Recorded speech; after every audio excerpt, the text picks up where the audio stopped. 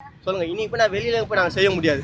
வெளியே புதுசாக ராம்கீழே செய்ய முடியாது. நாங்கள் 10-15 வருஷம் வேலை செஞ்சோம். எங்களுக்கு பர்மனெண்ட்டு பண்ணுங்கள் வேலை, புரியுதுங்களா? எவ்வளோ பேர் எவ்வளோ பண்ணிட்டு போகிறாங்க. அவர் கொரோனாவில் இருந்தால் இழப்பில் ஆச்சுன்னு, அவர் கொரோனாவுக்கு கூட அவரும் விடல. ஏன் அவர் அப்போ விட்டுருக்கால கான்ட்ராக்டில்? அவர் அப்போ முதலமைச்சராக அப்போ தான் பதவி ஏற்றார். அவர் இல்லை. நீங்கள் முதலமைச்சர் ஆகத்துக்கு சொன்னீங்க பர்மனெண்ட் பண்ணுறேன்.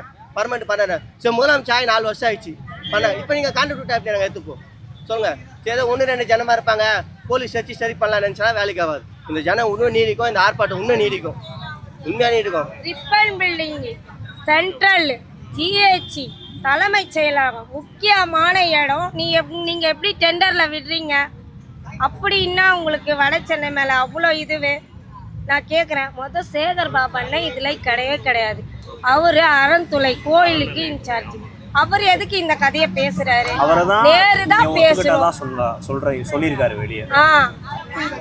அதாவது மேயர் அக்காண்ட அவர் சொன்னாருன்ட்டு சொல்றாங்க. பேச தெரியாது மேயருக்கு, உண்மையில பேச தெரியாது. ஓப்பனா சொல்றாங்க, மேயருக்கு பேச தெரியாது. மேயருக்கு சொல்லி கொடுத்தா மேயர் சொல்றாங்க. மேயர் பேசுறாங்களே, டேரக்டா நேர்ல பேசலாம்ல, ஏன் வர மாட்டாங்க? இங்கதான் பக்கத்துல தான் இருக்காங்க. இவ்வளவு ஜனம் வச்சிருக்கிற குழந்தைங்க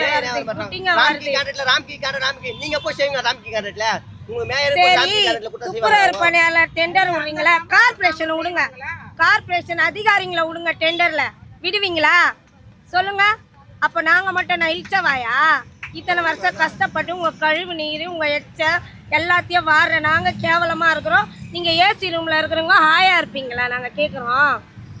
புதுசா ஒரு யூனிஃபார்ம் கொடுத்தாங்க. அந்த யூனிஃபார்ம் கொடுத்து ஒரு யூனிஃபார்ம் கொடுத்தாங்க. அது கவர்மெண்ட் சிம்பிள் கொடுத்தாங்க. அது நாங்கள் போடும்போது சந்தோஷப்பட்டோம். எல்லாருமே போட்டோம். போடலன்னா சிஏக்கு சஸ்பெண்ட் மெமோ கொடுத்துருவாங்க, மாற்றுவாங்க. ஐயோ போடுங்க சொல்லி போட்டா பிடிச்சாங்க. அப்படிலாம் பண்ணும்போது ஏன் கொடுத்தாங்க கான்ட்ராக்ட்? எது கொடுத்தாங்க? இப்போ யூனிஃபார்ம் எதுக்கு? அப்போ 2023 பட்ஜெட்டில் ஒதுக்குறது அந்த யூனிஃபார்ம், புரியுதுங்களா? 2023 பட்ஜெட்டில் ஒதுக்குற யூனிஃபார்மை நீங்கள் போடுங்க. நீங்கள் போட்டால் அப்போ ஜனங்கள் என்ன ஆகும்? ஐயோ பரவாயில்ல, யூனிஃபார்ம் போட்டு கவர்மெண்ட் சிம்பிளை வச்சுட்டு பாதி பர்மனெண்ட். அப்போ எப்படி கான்ட்ராக்ட் விடலாம் சொல்லுங்கள்? அந்த எடப்பாடி ஆட்சியில் கூட அதுமாரி செய்யலை. இந்த ஆட்சியில் தான் இனிமேல் செய்கிறாங்க.